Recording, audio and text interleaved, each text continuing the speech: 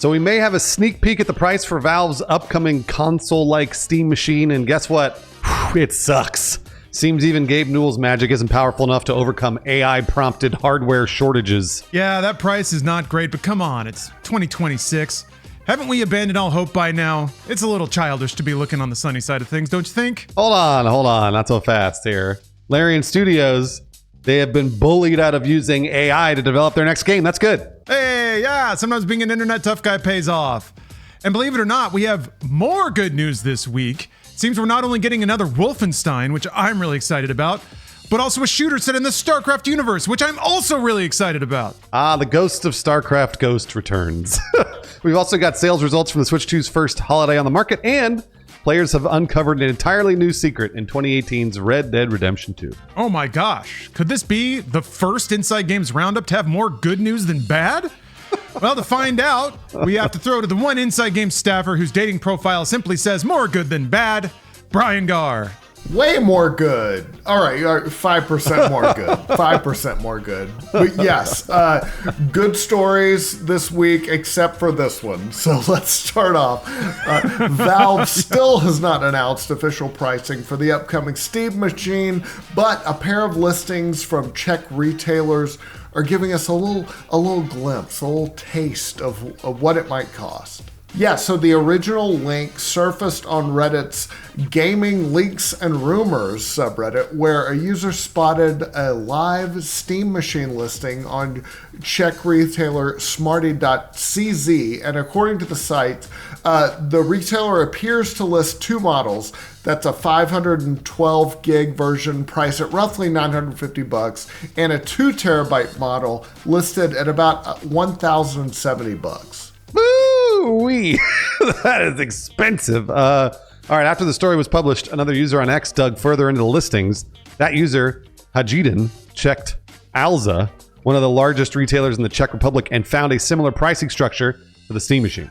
Yeah, wasn't it a Czech retailer that sort of listed or sort of leaked the price of the ROG Xbox Ally as well? Oh, I don't know. Leaky country. Anyway, Valve still, like we want to remind you, has not confirmed pricing, and I guess there's still hope it won't be this bad.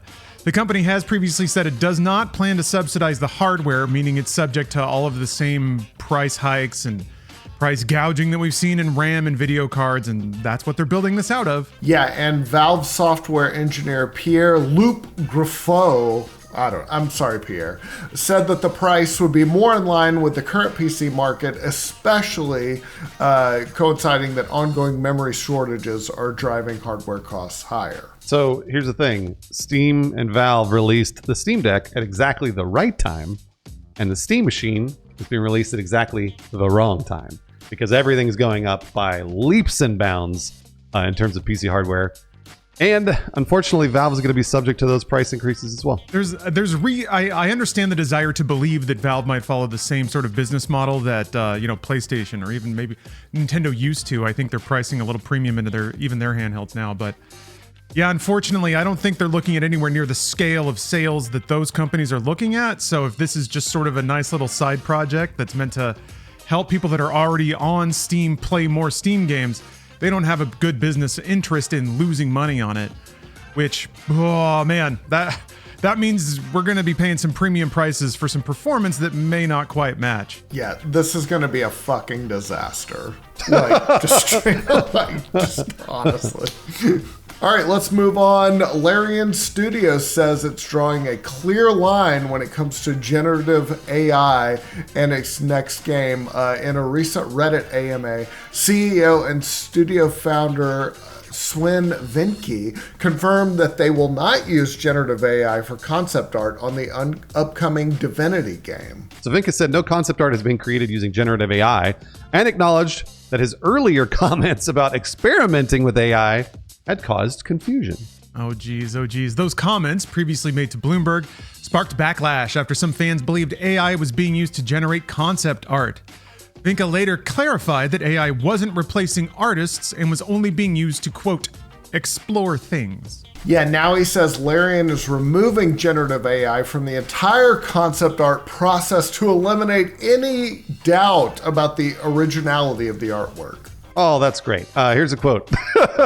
There's not going to be any generative AI art in Divinity, Vinka wrote, adding that the decision was made so there could be no debate about where the art comes from. Great, okay. That doesn't mean that Larian is abandoning AI altogether, because it doesn't seem like any company can really afford to at this point. Vinka said the studio still plans to use generative AI internally to speed up iteration and development, with the goal of refining ideas faster and improving overall game quality. He said if AI is ever used to create in-game assets, it will be trained solely on Larian's own internal data. I don't know about that one. There's lots of LLMs that are supposedly, just like their own little engine that train themselves on only one thing, where you can tell the LLM to train on only one thing. And that also doesn't work. That also ends up pulling from the internet and pulling from spaces that you don't tell it to. So be careful out there if you're using AI and you're a developer, because you might run into a marathon situation. Oh, that's a good point, Bruce. And even if you were able to artificially limit or constrict the sample size for an LLM, if you're only feeding it 150, 250 pieces of artwork, it's going to be pretty restricted in what it can give you back. It'll just kind of rejumble the things you've already made. So I'm not sure that it would be very useful as a tool if that were the case. Man, I have greater concerns, such as, why did they do this AMA in the first place? I'm worried that Vinka is addicted to being liked by the internet, and this is not going to go to a good place. We'll see. I mean, he's earned some points back, it seems. But there's not really a reason for them to do an AMA right now. They have no reason to promote Divinity unless they just wanted to talk to the internet and get some back claps and handshakes and stuff. And if that's the road they're going down, it's going to be a very challenging couple of years, I think. And Divinity's launch is going to be even dicier. We've seen this before. All right, let's talk about Blizzard. It might be getting ready to take another run at its dream girl, a Starcraft shooter. Something it has tried to pull off many, many times. According to Windows Central, Blizzard is expected to reveal a Starcraft first-person shooter at BlizzCon later this year in September, alongside new expansions for Diablo 4 and World of Warcraft. It's the coolest idea ever. Why doesn't it exist yet? We have Helldivers now, so we're getting there. So this project is reportedly being led by Dan Hay, the former Ubisoft executive who oversaw the Far Cry series during its most successful years before leaving the company in 2021. Yeah, and as we all know, this is not the first time word of the project has surfaced. Jason Schreier, our old buddy at Bloomberg, first reported the existence of an in-development StarCraft shooter in his book about Blizzard. Yeah, and last year, Blizzard also began advertising roles for, quote, an upcoming open-world shooter game. Oh, open world, just like Far Cry. Which could be connected to the StarCraft project. If this report pans out, it would mark at least Blizzard's third attempt to make a StarCraft shooter, following the famously canceled StarCraft Ghost and another scrapped project called Ares. I hope and pray, because I like the StarCraft. I mean, I like Warhammer 40k. StarCraft is kind of the slightly more cartoony version of that, but it's the perfect setting for a shooter like that. I get how it can be a challenge to make, mowing down thousands and thousands of tiny aliens fun, but Helldivers right there. We're getting there. There's a Starship Troopers game now, so there's successful archetypes of that game working out, or at least being fun. My worry is, though, that Blizzard, I don't know, they may not see any point in making a game unless it can be a massive games of service with skins and updates and stuff like that. So I worry what a game like that would look like. I have faith that you can make a fun StarCraft shooter. I'm worried the kind of shooter that would be worth Blizzard's time. All right, let's talk about Red Dead Redemption 2. Its players have found a new mystery in the game. It's apparently been there since 2018. I love these old things. People are still finding things in Mike Tyson's Punch-Out, so it's cool to see these buried secrets. So in late December, fans realized that a set of strange spiderwebs can appear on 8 telegraph poles across the game's world, each spawning only during a specific hour of the in-game night. Oh, come on. Holy moly. Digging even deeper, players found that the webs contain feathers that can be shot free, confirming that this wasn't just a visual oddity, but a deliberate secret left by Rockstar. Yeah, the discovery was highlighted by the Strange Man YouTube channel, and it's since blown into a full-grown scavenger hunt. Yeah, players have now traced the webs to a central location that points to another telegraph pole, which reveals another direction when shot. The latest clue features a final direction and the symbol of a guitar. Neat. What it all leads to is still unclear, if anything, but it is still very cool that there's some secrets buried in this 8-year-old game. I don't know. I think video games take themselves too seriously a lot of the times. I love that Rockstar, despite being one of the biggest, highest tier, most highest concept game developers, still does goofy, dumb stuff like this. All right, let's talk about the Switch 2. It had a huge debut, we all know, but its first Christmas did not quite keep up the pace set by the original Switch. Well, that's really interesting. According to the game business, Switch 2 hardware sales in the US during the holiday period were down about 35%. Compared to what the original Switch managed over the same stretch in 2017. Seems like it was a similar deal in the UK, where sales over the final 8 weeks of the year were 16% lower than Switch 1 at the same point in its life cycle, and that's based on Nielsen IQ data. Yeah, that doesn't mean Nintendo had a bad holiday overall. When sales of the original Switch are added in, total Nintendo hardware sales in the UK were actually up 7% compared to the same period in 2017. All right, so we should note that the Switch 2 launched to record-breaking numbers, selling over 3.5 million units in just 4 days last June, and then more than 10 million by September of 2025.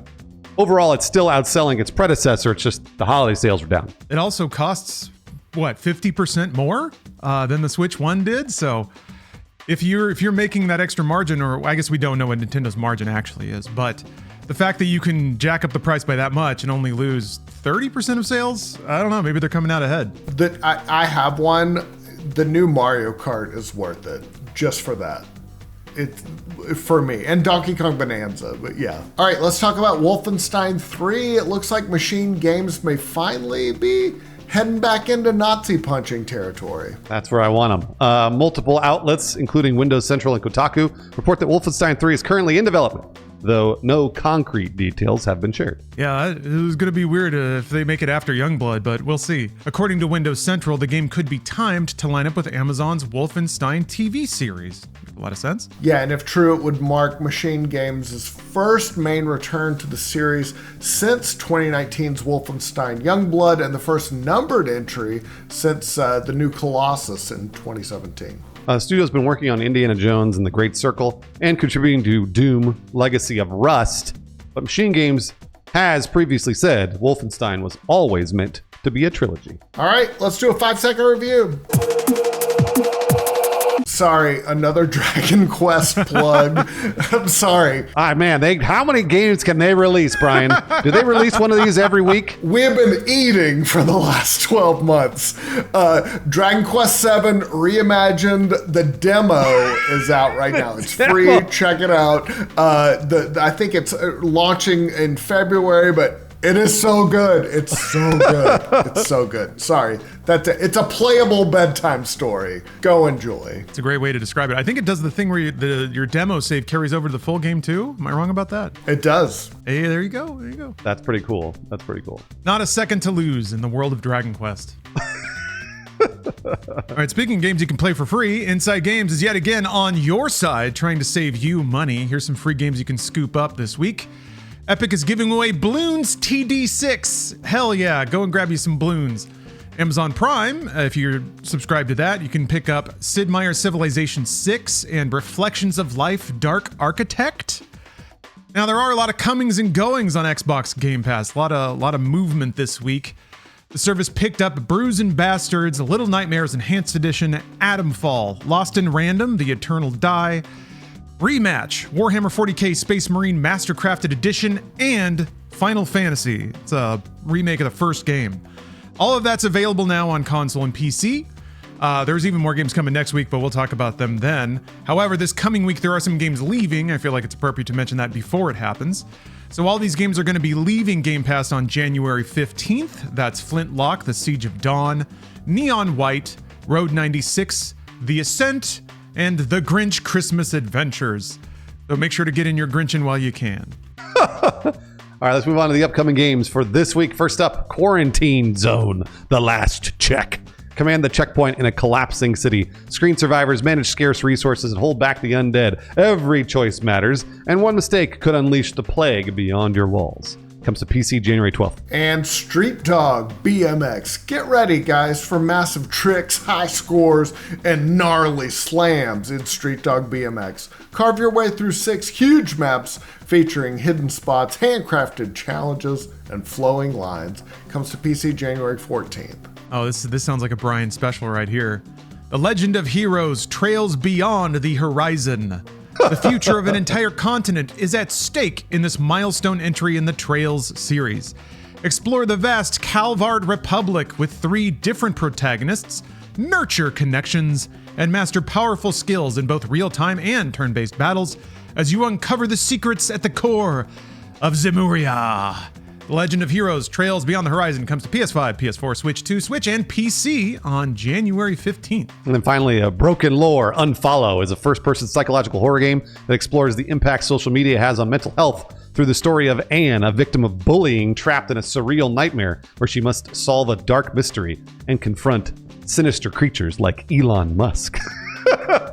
It comes to PS5 and PC January 16th. She's not confronting Elon Musk in the game, guys. I just threw that in there because he runs X, the social media platform. He looms over all of our lives, unfortunately. I feel like that's the Sven Vinka simulator of him looking at all the mentions. Oh, everybody's being so mean to me. We got to do an AMA. Anyway, hey, thank you for watching the Inside Games Roundup. We really do love putting this show on. We love hanging out with Brian, talking video games. We only get to do all that because you choose to watch. So thank you very, very much for doing that. We'd also like to shout out some viewers that support us directly via our Patreon, because we have one of those. So thank you very much for your extra display of gaming bravery. Scotty Ryan, Oti, James Breyer, Ryan Daraberry, and Jose Diaz for the support. And hey, check out the Inside Games Patreon if you have a moment. All of our content's there available to see for free. I handpick a spicy meme to post for free along with every episode. So at the very least, it's a log of a bunch of goofy internet pics you can have a giggle at. And thank you very much. Thank you, Bruce. Thank you, Brian, for chatting video games. Thank you. I'll see you next week on Inside Games.